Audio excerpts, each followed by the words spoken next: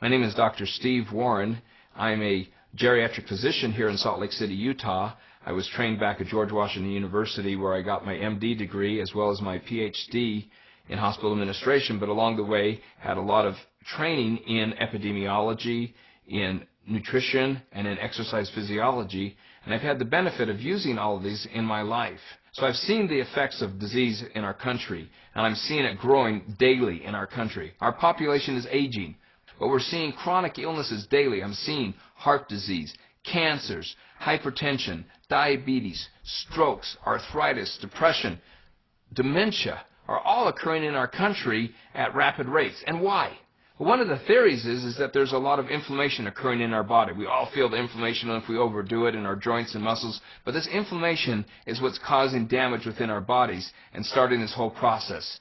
And one of the key factors in this is something called oxidation. We see it around us all the time. You open up your banana, put it on the counter, it turns mushy and brown a few hours later. It's when oxygen mixes with different molecules and starts this damaging process. It's been estimated in the literature that over 200 diseases have been associated with free radical damage. So let's give an example of this. Let's look at heart disease. We all eat bad food. We have these LDL, bad cholesterol, going around in our body. LDL cholesterol is basically a free radical. It gets into our heart vessels and it causes some inflammation there. You start having damage done within the blood vessels. It starts becoming hard and forms plaque. As it starts forming this hard plaque, it makes the blood vessels thicker. They can't move. And suddenly we have increased blood pressure because the blood vessels are hard. Our heart can't pump as good. So we have increased damage in the heart.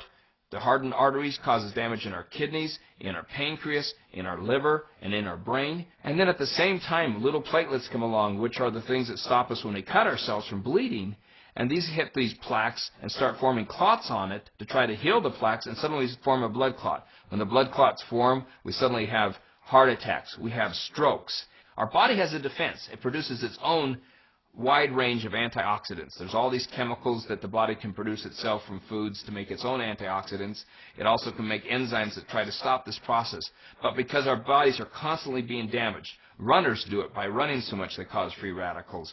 We have chronic illnesses, infections, our pollution, the way that we live, the stresses in our body, both psychological stresses as well as physiological stresses around us, are causing increased free radicals, and our body gets overwhelmed. It can't fight it, so we need to obtain some antioxidants from another source.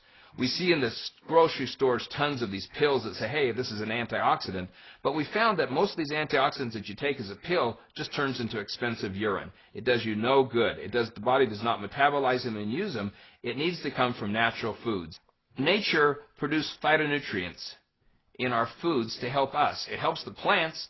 It helps them so they can live longer. It can protect themselves from other insects and from other damages. But these same phytonutrients, which is the new word we're seeing in our country right now, can help us. One of the types of this, and the big one we're going to talk about tonight, is flavonoids. And flavonoids is just one class of antioxidants that are out there. There's a test which the United States Department of Agriculture uses to determine the antioxidant content of fruits and vegetables called the ORAC test, Oxygen Radical Absorbance Capacity. The USDA has determined the fruit or vegetable with the highest ORAC value is unprocessed dark cocoa powder.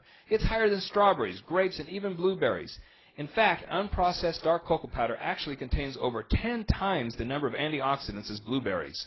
It's because it's very high in flavonoids, and that's the important thing that we're talking about. Cocoa also has minerals in it and vitamins that we need, essential fatty acids that are important for us, and also fiber that's important for our overall diet. And chocolate has been studied all over. We have numerous thousands of scientific literature, not done just in some throwaway magazine, but these are done in the Journal of American Medical Association, the Journal of Clinical Nutrition, that show how important these are in our lives. I found that between the serotonins and the dopamines and other neurotransmitters in chocolate, it helps with depression, makes us feel better, gives us that warming feeling. I even found in my research that it's an antihistamine that can stop allergies. I found also that it has a substance in it called theobromide, which is related to something called theophylline, which helps us open up our lungs and makes us feel better. It's also related to a substance called caffeine, but chocolate doesn't have caffeine. I found that chocolate helped with memory, decreased the cavities, helped with gum disease, helped with decreasing arthritis and inflammation in our joints. It also gave us a lot of energy, improved our skin, and made us overall feel well. Numerous things can be stopped by coca. It's just that pure dark coca powder. you.